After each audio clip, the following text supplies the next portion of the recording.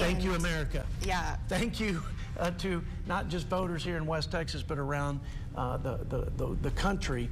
We have a fighting chance to have this country and this economy on prosperity mode, not just survival mode, which I think we're all sick and tired of at this point. Well, and that's what it feels like to be middle class right now is, you know, I'm shelling out Louis Vuitton kind of money just to put eggs in my fridge, gas in my tank.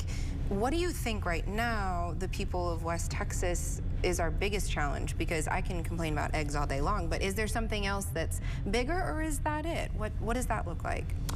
Well, let's remind my voters and your viewers that while you're tightening the belt of your family budget to afford eggs and gas over the last 4 years especially, turns out that the previous administration was spending your hard-earned tax dollars on transgender operas and musicals and $6 million in tourism in Egypt and any number of things that is not just reckless and outrageous, it's an insult to every hardworking American to find out that our dollars are being frittered away. So I would suggest that having Elon Musk at the Doge and this president and the work I'm doing, again, on behalf of every taxpayer in America, to root out the waste and fraud and ridiculous, recklessly spent monies so that we have a responsive, accountable, and efficient federal government that's focused on our constitutional mission is, I think, as important as anything we could possibly do. And we're long overdue for that tip-to-tail audit and the right scaling and right scoping of the people's government. It's out of control in Washington. It's driving us off the cliff of a sovereign debt crisis. And like I said, it's offensive to many Americans who find out that their dollars are going to these ridiculous ideological endeavors instead of actually to infrastructure, to defense, and to the basic functions of our constitutional republic. There's a lot of feelings around the Doge, and there's a lot of people who say, finally, and then there's a lot of people who are really nervous about it. What are your thoughts on all this? I mean, this is a huge overhaul. Yes. Well, the Government Accountability Office says we have anywhere from $3 to $5 trillion in waste, fraud, and abuse. So this is long overdue. I appreciate a man that needs not to add to his plate. He doesn't need the fame. He certainly doesn't need the fortune. But Elon Musk, who is a first-generation immigrant to the United States and has reaped the success of the American dream, wants to give back. And it is a thankless job because every dime and dollar that we spend at the federal government has a constituency. Whether it's wasteful, unnecessary, or part of some, woke program that I think has no business anywhere near the levers of government and the purse of government. He's doing the important work, and he's taking a tremendous backlash. People should be more irate that their dollars are being spent the way that they're being spent as he uncovers the tremendous recklessness and wasteful spending. And instead, they're concerned about access to their information. I think the guardrails are there for that. I certainly am sensitive to that for my personal information and everybody else's, but this guy's not looking to muck around with your personal information.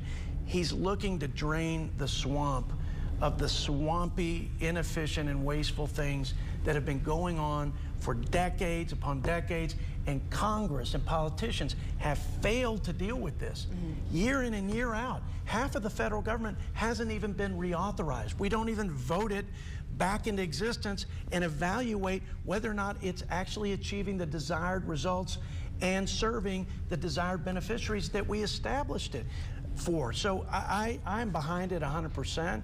I'm trying to do my part from the Budget Committee perch, and together we will make America great again by reducing the power and control and influence of the federal government, making sure tax dollars are efficiently spent, and returning power back to we the people, to Lubbock, Texas, to Plainview, where I'm from, to the big country.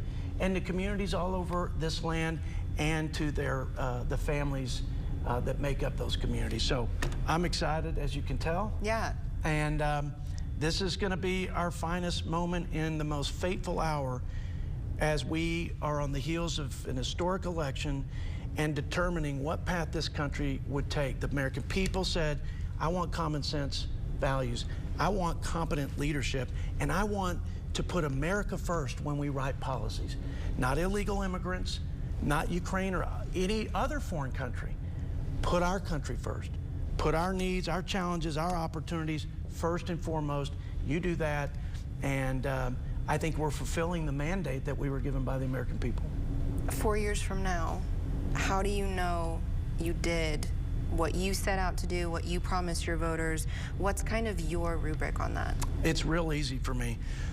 People feel safe in their homes and in the streets of our great cities. People feel like they have an opportunity and hope for a better job and a bigger paycheck.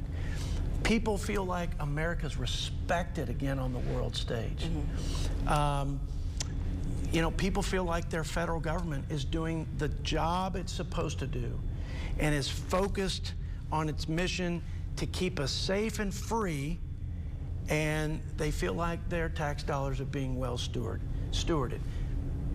That's success, and we are well on our way, and the budget resolution that will become the budget reconciliation bill that I have the privilege of leading is going to be the most, I think the preponderance of those policies will be included in that vehicle, and for that I'm as excited and as mission focused as I've ever been, and I just thank the folks in West Texas for letting me do this and getting to this place where we can save our country, really save the country and give our children a fighting chance at the American dream and promise that we experience. I've never been more motivated in my career. I can feel it. The energy is radiating. But, you know, you were cautiously optimistic in November, and now, I mean, look at you. You're excited. That's a good thing. Yes. Yes, and look, Republican, Democrat aside, I just want us to be safe, strong, free, and prosperous. Every American will benefit from these policies. There'll be robust debate. There'll be resistance along the way, as there already is, just for uncovering the fraud and waste that we've seen at USAID and other alphabet soup agencies in the federal government. At the end of all this, our lives will be better and America will be stronger, and we desperately need it. The world's watching. Yes, they are. And you know, there's not a whole lot that stands between the United States and a new world order where China is the global superpower. And that can't happen. And it won't happen because the American people decided they wanted a new direction. So let's go. Yeah, I like that. Let's go. Thanks for